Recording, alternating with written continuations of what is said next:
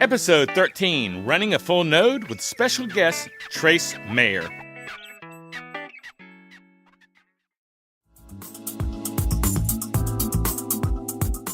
Interested in Bitcoin? Bitcoin is a very vague concept to a lot of people. Need to know more about cryptocurrency? We're going to talk about the basics. You know, this is something that people just have no idea about what crypto is. How about buying, selling, and mining? Tony, I think that's one of the things that's going to make us a little different from some other shows. We're getting our hands dirty. Then listen to Gary Leland and Tony Sakala, better known as the Crypto Cousins, on the Crypto Cousins podcast.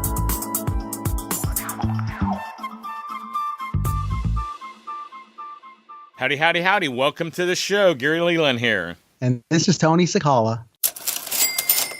This week's price. And the price today of Bitcoin is $14,538, up $385 since last week, or 2.7%.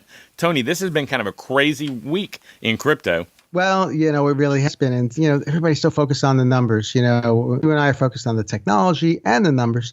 But, boy, there was all kinds of weird stuff happening with between Ripple and the coin market cap. What was going on there? There was all kinds of stuff. Well, on CoinMarketCap, they removed the South Korean exchange from CoinMarketCap. How CoinMarketCap works, from what I understand, is they take all the major exchanges and they come up with an average. And that's the price they put in here. That's why, you know, for instance, right now it says that Bitcoin's $14,772. But, you know, something like Coinbase may say it's $14,500. It's off because on Coinbase it's an average. Well, the South Korean exchange, they really like crypto there. Oh, yeah. And the price on that exchange of Bitcoin was over $20,000, where it was, you know, like $15,000, $16,000 everywhere else. So it was skewing the numbers. So they removed it. It was an outlier. Mm-hmm. Yeah, so they definitely were doing the right thing, trying to get a better average. Right, and when they did that, people went crazy.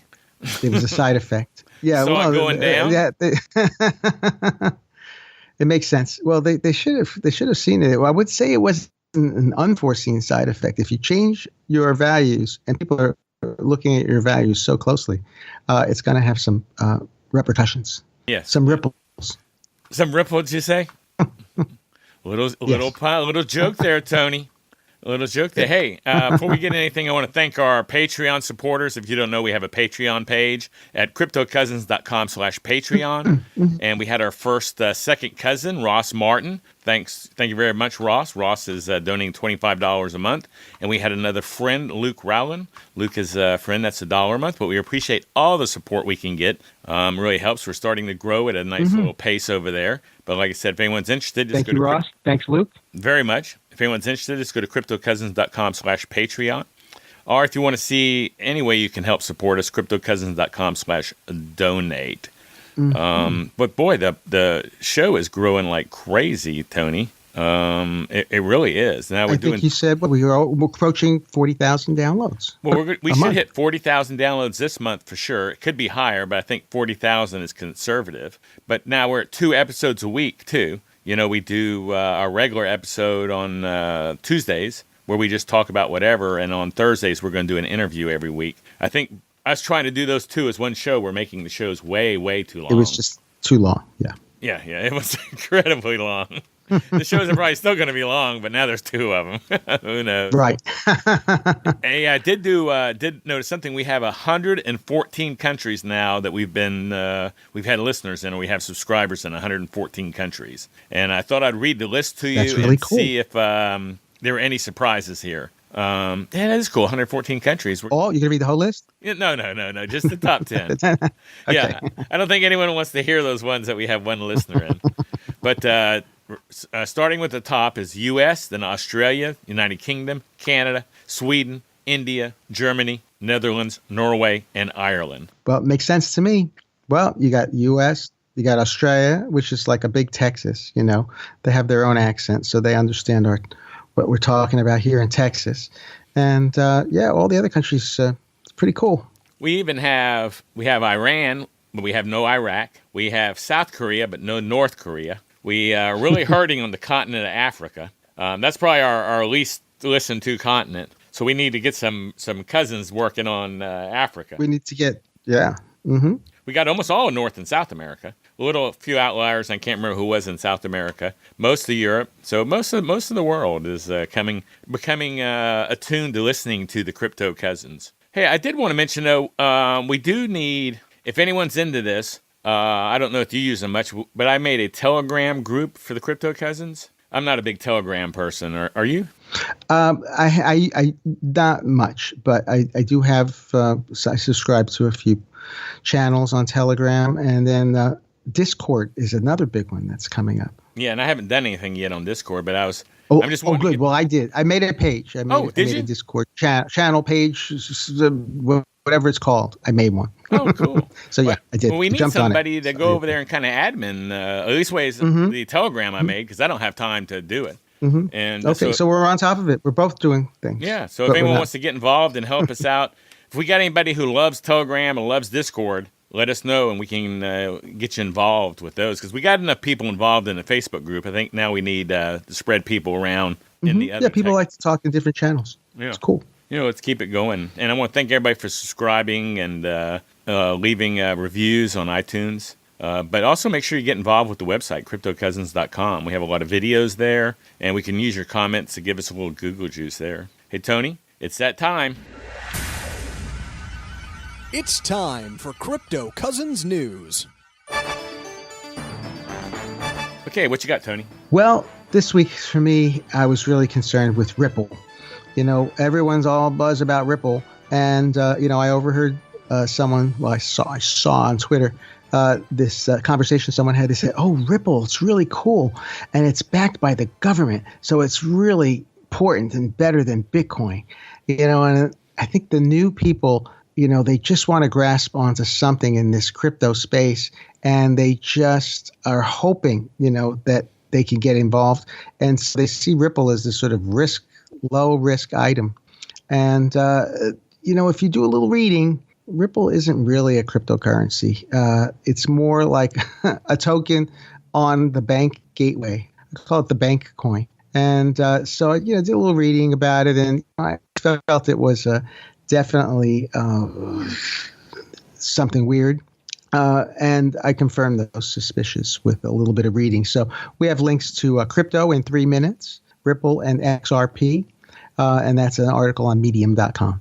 And those will be on the show notes. And Ripple went from nothing to over $3. And I think a lot of that, too, was people just jumping in wanting to make money. People were thinking it would be on Coinbase. And I think the logic, Tony, was people were going, if a newbie comes to Coinbase and they see Bitcoin at $15,000 and Ripple at $5, they're going to go, well, heck, I can get some of that Ripple. I can't afford a Bitcoin, but I can get some Ripple. Mm-hmm. Makes sense. And I think that was the driving it up also. And I have to admit, I bought some Ripple and more than doubled my money, almost tripled my money, and got out. Nice. So I was happy with the little ride there, but that was my thing. I didn't care about the technology, nor was it any good. I just thought there was some money to be made. So I think there are a lot of people doing it. There certainly was. And I think Ripple's been on a drop, for ever since Sunday. Going down. It's no longer number 2 on market cap. It's number 3. So I saw a study that 22% of Bitcoin investors use borrowed money for trading. Other people's money. OPM. Yeah, 22% of traders revealed they have not paid their credit card and debit cards after purchasing Bitcoin, effectively investing in cryptocurrency with borrowed money. And the link to that will be in the show notes. Mm-hmm. I hear all the time, don't invest more than you can afford to lose. I don't know, if you're having to borrow the money to put in there, I guess that's more than you can afford to lose. Well, it all depends on how you look at it. People don't start companies without borrowing money. People don't start, all kinds of organizations without borrowing. I think borrowing is there's a time and place for it. Well, we're not financial advisors by any means, so don't borrow all your money and then lose it and blame us, because we are don't listen to us. Don't listen. We're definitely not financial advisors. And don't forget, if you are a newbie to this, if you sign up at Coinbase, you can use our link, cryptocousins.com/Coinbase. And when you buy your first order of $100 or more, they'll give you $10 worth of free Bitcoin. And they give us $10 worth of free Bitcoin. So it's kind of a win-win deal there. I guess we can get into the email bag here. First email is from Roger. Hey, cousins. I just got into learning about cryptocurrencies in the last week, and when I found your podcast on Spotify, I was hooked. Spotify is getting us a lot of listeners, Tony. Let's see. I've listened to almost all of them in 2 days. I know you have gone over a lot of the fundamentals into starting trading, but at the time of listening, I was at work and couldn't write down anything. I was hoping you could give a few links to get me started with a wallet on my PC. First of all, here we're going to wallet, go into answering this question. I've noticed, I think a lot of people do that, Tony. They find the podcast and they go to number one and they download every one and they go through them all and they catch up, like binge listening. It's pretty cool. Well, since the first one is, what is Bitcoin? I guess that starts them off there. But I think the answer to the question, Tony, should be just go to worldwidewallets.com. Yeah, I mean, that's our site. We made a site that has all the wallets. You want a few links to get started with a wallet? Worldwide Wallets, we've made a comprehensive list of mobile wallets, desktop wallets, physical hard wallets, paper wallets. I mean, and if we're missing any, if anyone lets us know, we'll add them. Mm-hmm. Yeah, we cover them all. It's basically an encyclopedia of wallets, to help you figure out where you want to go, how to get started, and, what are the risks and the rewards. This last week we had Spectre and Meltdown come on the scene. And so what John McAfee told us a couple weeks back, every computer, every phone can be hacked, came true. I mean, every single CPU practically on the planet has a vulnerability. And the Apple and IBM and Microsoft, every company is scrambling, Amazon, to patch these holes. So when you get your Bitcoin, you want to be sure when you start accumulating large amounts of cryptocurrency that you have a wallet that is not an online exchange, that is not a software wallet on your desktop, and that is not a phone wallet. You want to be sure that you get some sort of hardware wallet, or you get larger assets on a paper wallet, and something that is not connected live to the internet, because it's not that hard. They're starting to scam, I believe, for Ethereum addresses. They're starting to scam. There are definitely people out there, when they heard about these vulnerabilities, being able to look into different parts of memory on cloud computing and other computers, that they're looking for money. What else are they going to be looking for? So yeah, exactly. And also a vulnerability with the Electron wallet, which was weird to me, that some element of the JSON protocol, the API, requires no password. So like someone can just go on and just kind of scan around and look for your wallet details. So that, I believe, is being patched too. So keep an eye out. Make sure you get the latest versions of your wallet. Keep up to date. Keep an eye on the security warnings. Cool. Very good advice. Hey, and email number 2, I'm not going to put email number 2. I'm just going to say we get a lot of people sending emails, so I want to kind of answer this. A lot of people send us emails asking for transcripts, Tony. You and I don't have time to do transcripts. Now, if someone wants to do that for us, we'll be happy to accept them. We have a group for all the Facebook group for all the people who help us out. It's Crypto Cousins Core Group. And if you want to get involved with us and start doing that, or if a couple people want to get involved, we'll add you to the group and y'all can talk amongst yourself and schedule up shows. But we don't have time to do it. So I'm just putting that out there. I get an email like that every week asking if we'd start doing it. Wow. Yeah. So we don't have time to do that. But we'd like to have it done if someone wants to help us out. Let's see. Let's go to this week's phone message. I like phone messages the best of all. I don't have to read them. And if you want to call in, you don't even have to call in a question. You can call in a comment. Maybe we'll start playing comments at the beginning of the show if we get enough of them. Yeah, we don't pick up. It's just a voice message system. So call in, leave us a message, leave us a kind message at 747-777-9471. Yeah. So leave us a message there. And like I said, if you even want to just say you like the show, or you think I got a good haircut yesterday or whatever. But that's 747-777-9471. And let's listen to this week's phone question. What is a node and how can I build one or get it? I don't understand. If you can help me out, that would be amazing. Okay, Tony, they want to know about nodes. It's their lucky day. It's definitely their lucky day.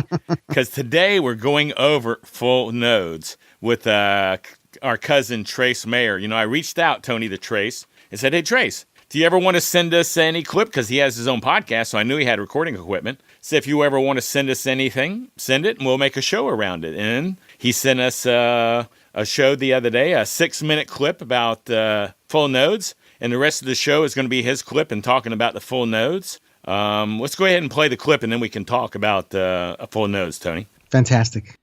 Hey, you Crypto Cousins fanatics. This is Trace Mayer from the Bitcoin Knowledge Podcast.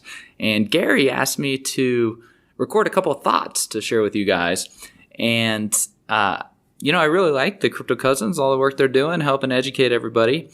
And one thing I think would be very excellent to go into further depth in on the show would be this concept of a full node, running a full Bitcoin node.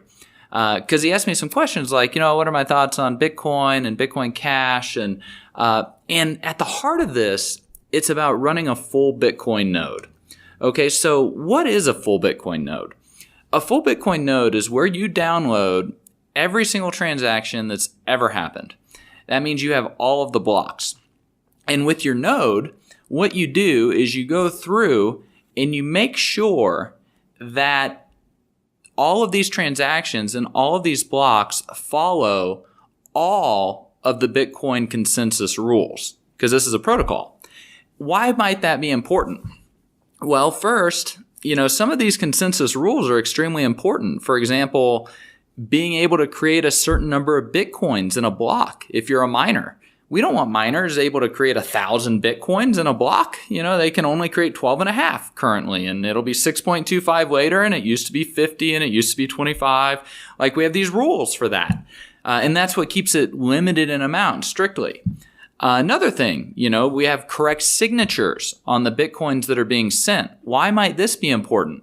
Because when you do a Bitcoin transaction, you have to sign with a private key.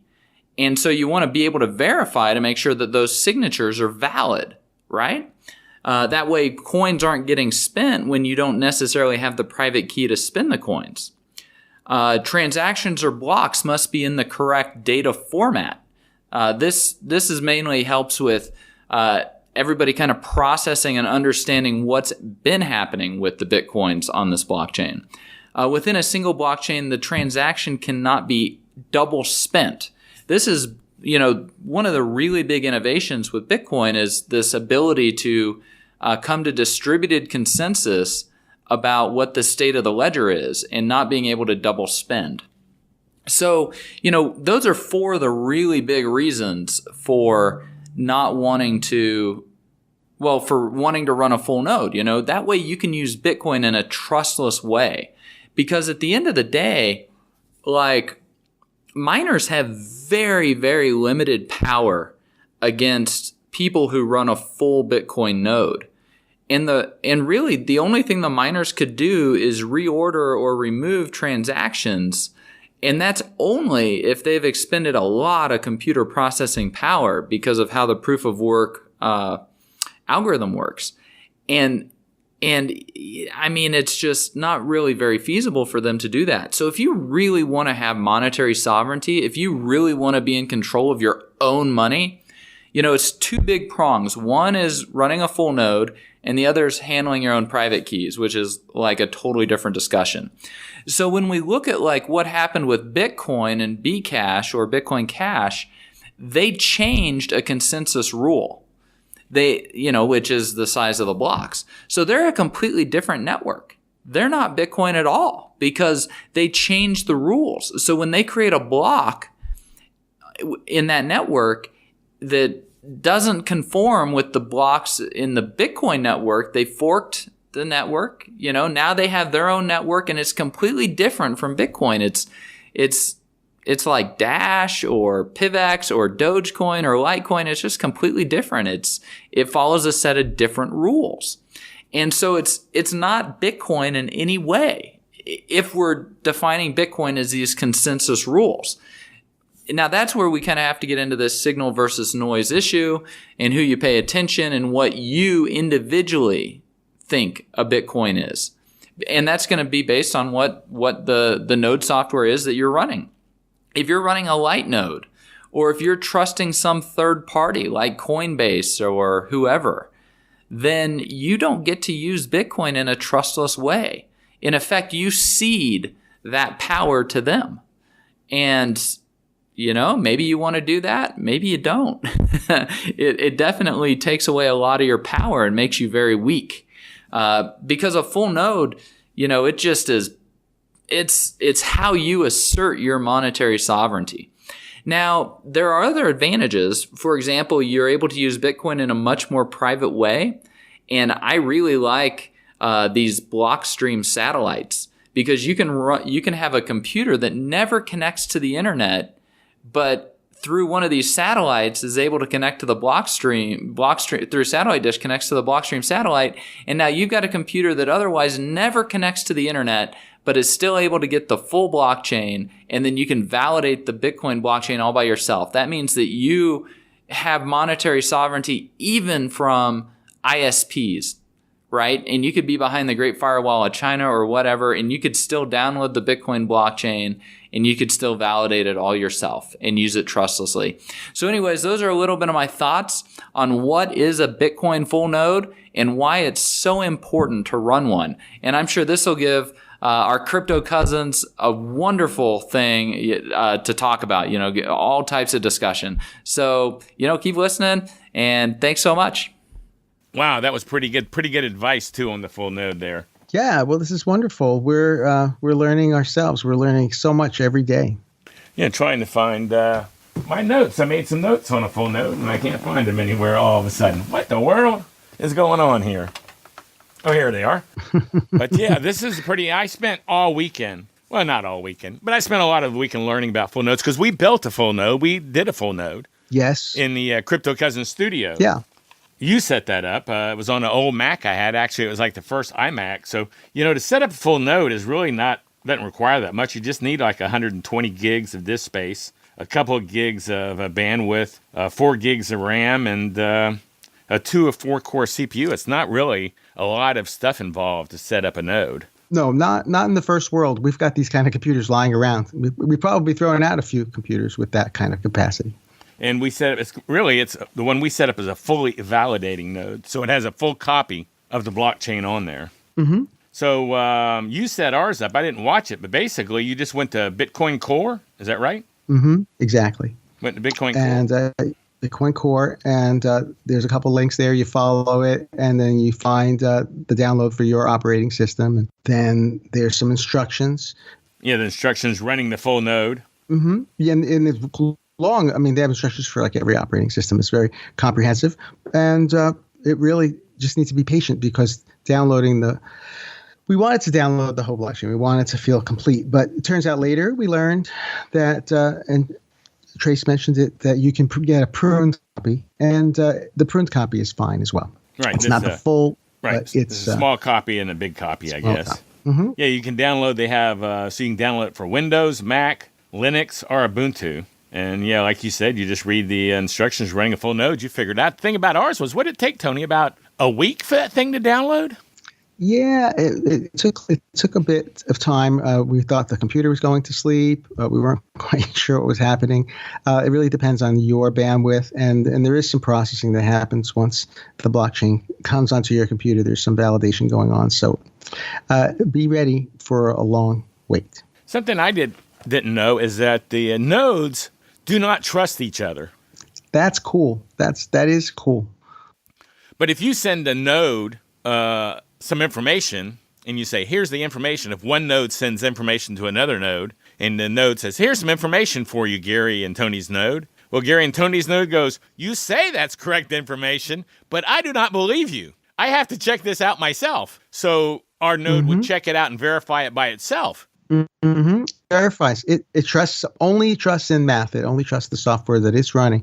So that's what nodes do. And if a node gives another node, bad information, it's going to get banned. Yeah, it'll quit listening to it. It'll say, you lied to me last time. I don't believe you anymore. And it might get shut down for 24 hours. It might get shut down permanently, according to how bad the violation was, I guess. And I also didn't understand that you could have a wallet. I knew you could, but you can have a wallet in your node, your personal wallet there.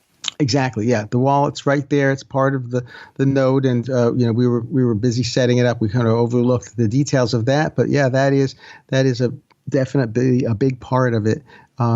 Each time you run a node for whatever particular coin you're running, then you have that wallet right there running in the node.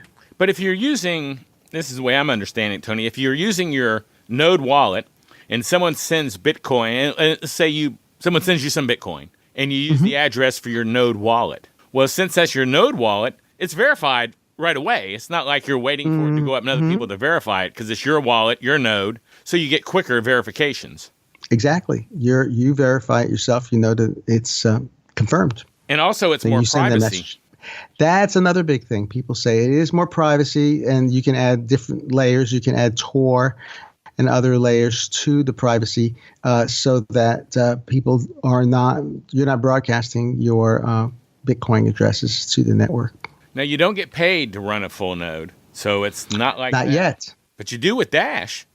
Yes, that's for sure.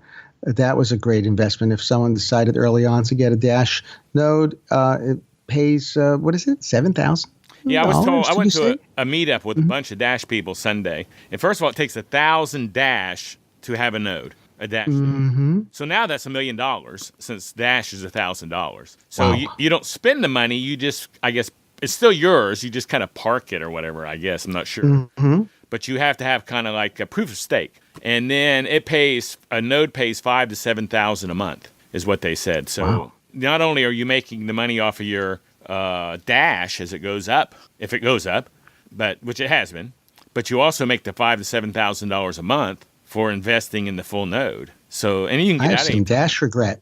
Yeah. I have some Dash regret now. No kidding. I wish I'd have gotten into that early. Boy, that would have been pretty cool. But on a full node for Bitcoin, but you said for now that you don't get paid for now. Why for now. Well, with the Lightning Network rolling, if you run a full node with the Lightning Network, then you'll be making money on those transactions. Again, similar to the Dash, you'll fund your Lightning payment channel, and then you'll get the transaction. You'll get money. You'll get commission off of those transactions that take place. So it's all very new. I haven't seen one running yet. I don't know where they are with the release of the Lightning Network for mainstream, but it's coming, right? It's coming down the pike, and it's exciting. I think it's going to be a small box. People are going to start selling small boxes. I'm sure we'll look into it as well, because we like selling small boxes. We do like selling small boxes. Hey, I did also read, and I really didn't understand this. I looked at it, and I didn't understand it, that after you download your full node, you need to verify the release signatures. Do you know what that means? Yes, exactly. So when you download something from the internet that's important to you, like most software, there's a hash, like a SHA-256 hash, that'll say this bit of code is hashes to this value. And so then you run software on your computer that checks to see if those two values are the same. And in doing so, you know that you did a corrupted copy of a very important piece of software running your money. Okay, so that makes sure you didn't get a corrupted copy of it. Yeah, or an attacked copy or a hacked copy. Exactly. Okay, and that's one of the tabs. That's the most important first step. Verify, that's one of the tabs also when you're downloading your core that shows you how to do that. I also wanted to mention, if you want to get your Bitcoin wallet up and running, I saw a video titled that, How to Get Your Bitcoin Wallet Up and Running by Sky Bitcoin. I thought it was a pretty good video. And that was for your crypto there. And then there are instructions on how to encrypt the USB, little fob, or to put your crypto on there. And so that's even encrypted. So that's really privacy. But I want to thank Trace for sending in the conversation there. That was really nice. It made me look. Something else I thought was interesting about full nodes versus miners is that full nodes seem to make the rules. They're the bosses, not the miners. The miners are just confirming transactions, but they're not the bosses. It's the full nodes. The miners conform to the rules. They have to create blocks that are the right size. They can't decide to make a block a bigger size, and they have to do a lot of mathematical calculations that conform to the rules of the network. before the block will get accepted by the network. So yeah, miners are working for the nodes.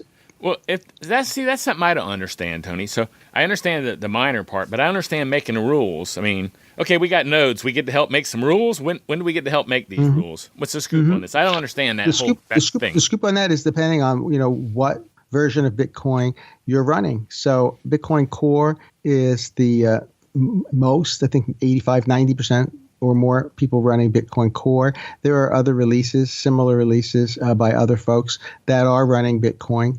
And each of these nodes, you can put a node out there and that runs slightly different software. If the software runs in a way that is not compatible, then you get a hard fork.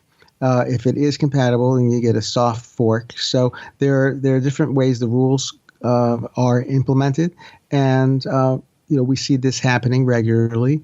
But if you want to be part of the Bitcoin network, you have to run the agreed upon consensus rules. And so it's what those 10,000 nodes agree on is what Bitcoin is. It's actually rather powerful to be running a node. You are an empowering part of the network.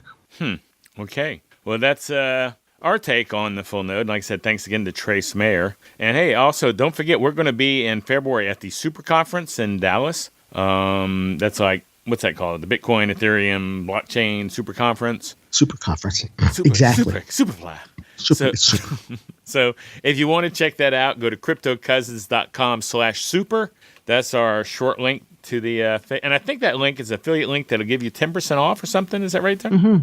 I think so. Yes. Yeah. So check that out. And like I said, don't forget to visit our Facebook group.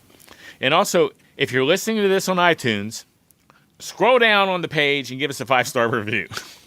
Because you're already on there listening. So just give us a 5-star review real quick. And if you're not listening on iTunes and you want to, go to cryptocousins.com/iTunes. If you want to listen on Spotify, go to cryptocousins.com/Spotify. I still can't believe how many people listen to Spotify. I would have never thought that.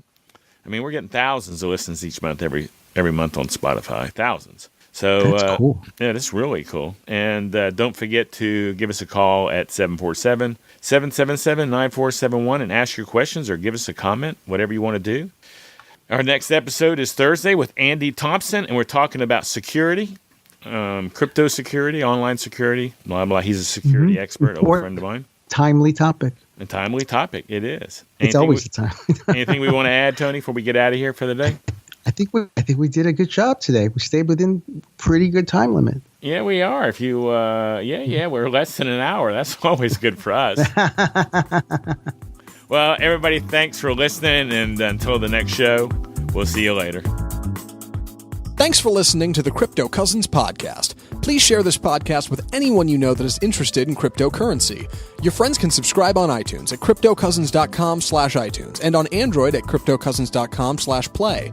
If you want to know more about Tony or Gary, just go to tonysakala.com or garyleland.com. Make sure and join us on the next episode, and thanks for listening.